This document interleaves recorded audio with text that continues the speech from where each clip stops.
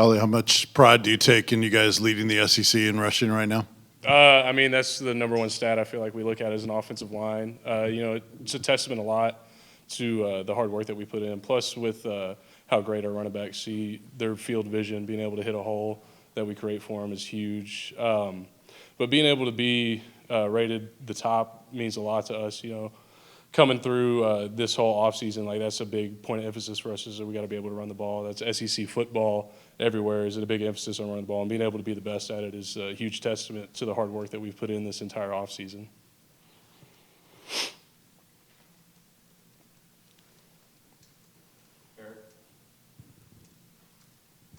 Ollie, for you specifically, guard your whole life, went to center, now back at guard. How you feeling? And health-wise, everybody's banged up this point in the year. How you feeling that way?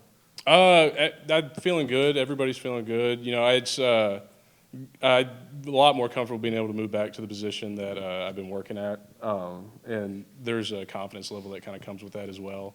But overall, I think everybody's starting to gel really well together. Spots are getting kind of set in stone, and just the way that we've been working together, everything's been moving super smooth. And again, it's been a lot more comfortable being able to move back to my position at home, but still practicing that center spot, being able to get more comfortable with that in case anything ever comes up. All you guys have had success the last couple of years against this Missouri team, but they've really seemed to have improved, especially on defense as well. What have you seen from them, and how key will it be running the football against those guys? One thing I would say about them is that on the tape, you can see it everywhere. There's a lot of guys that play really hard, snap to whistle. And so that's something that you got to prepare for each week. I mean, that's just straining hard in your practices and your scout teamwork, all that kind of stuff. But pretty much it's just watching them on film and being able to break them down, understand what moves they're going to go to, what they're going to do, and going back into your technique and figuring out this is how I'm going to beat them, this is what technique I'm going to use, just kind of going through all that kind of processes as you're breaking down film. A lot of times you pay attention to quarterback stats. Can you give us some specific examples in what you've seen in the growth of Joe Milton, especially over these last few games? One thing I will say is I've seen Joe be able to step up and take a lot more of the command, which he's been doing since the offseason, but being able to be more comfortable in that leadership position. And, every day he's the same guy. Every day out of practice, every day for a game, he's the same person. So you know that no matter what's going on, you're going to have consistency from your leader, and that means a lot for everybody up front because when things go wrong, being able to stay consistent will keep you level-headed throughout everything and to be able to just play hard instead of trying to push or force for things to happen that don't need to happen.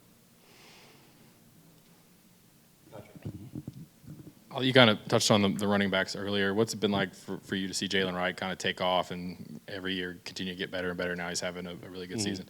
It's been great. Watching his development through the years that I've been at Tennessee has been something that I've enjoyed being able to take part in. But really, it's just like having a three-headed monster at running back. You could put any three of them in there, and they're going to make exceptional plays. Jay Wright he plays hard, and he's a hard teammate to put in there and not be happy with his success. He pushes everybody. He wants the best out of everybody. He's something doesn't go right in practice, he's making sure everybody knows what they're doing. He's a great coach off when he's not in, and his growth to just be able to lead and all that has just been amazing. You kind of had blocks that have helped him get loose for those big touchdowns last 2 weeks. What kind of interactions does he have when he gets back to the sideline? I mean, he's always excited. He's always hyping us up and keeping us motivated and confident. When we do good, he compliments us, and when we do good, he does good. So it's a back and forth that just compliments all around.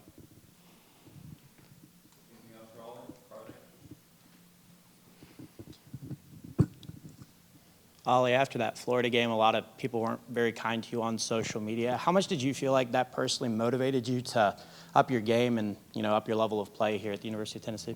I try to block it out and ignore most of it because it's just not worth the time to put into it. But, taking it as motivation to, I have a lot of pride in this school and this football team and this program. Growing up as a Tennessee fan and being able to wear the orange, it means a lot to me every Saturday to be out there, going there and play. And I want to be able to play at a level that brings pride to those that are watching me play. And so that's where I take that motivation, is just to be better for those around me because I know how much it means to this city, to this school, to this program to have a successful football team.